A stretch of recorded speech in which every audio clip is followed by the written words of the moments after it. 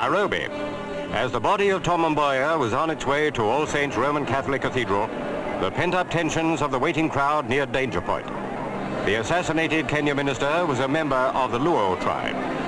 Bad feeling between his brother tribesmen and Kikuyus, from whom most other members of the Kenya government are drawn, had almost reached its violent climax as the coffin came to the place where it would rest in state after a memorial service.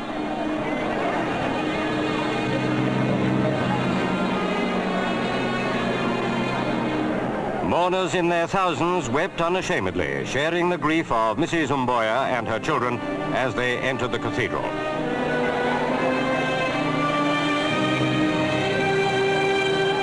For President Kenyatta, this too was a time of tension.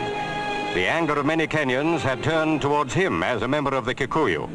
Mboya, if he had lived, would probably have been the presidential successor.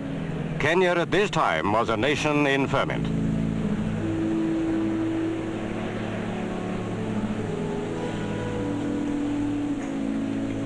As the memorial service began, armed police, supported by troops, faced the inevitable flare-up of tribal hatred. Spurred on by their grief, Luos clashed with Kikuyus, while the forces of law and order fought to keep control.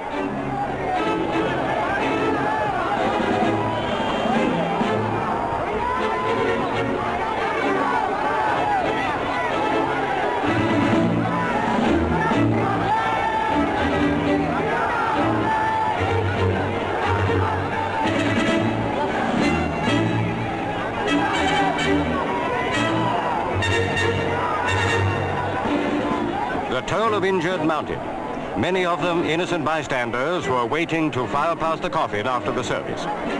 As he left the cathedral, President Kenyatta was ringed by a tight cloak of security. The widow and her children left behind a husband and father whose untimely death had sparked off a surge of tribal violence which seemed set to have wide internal repercussions. When the fighting had died down, thousands of members of the Luo tribe waited to pay their last respects. It was no place for Kikuyus to be. Grief had brought hatred.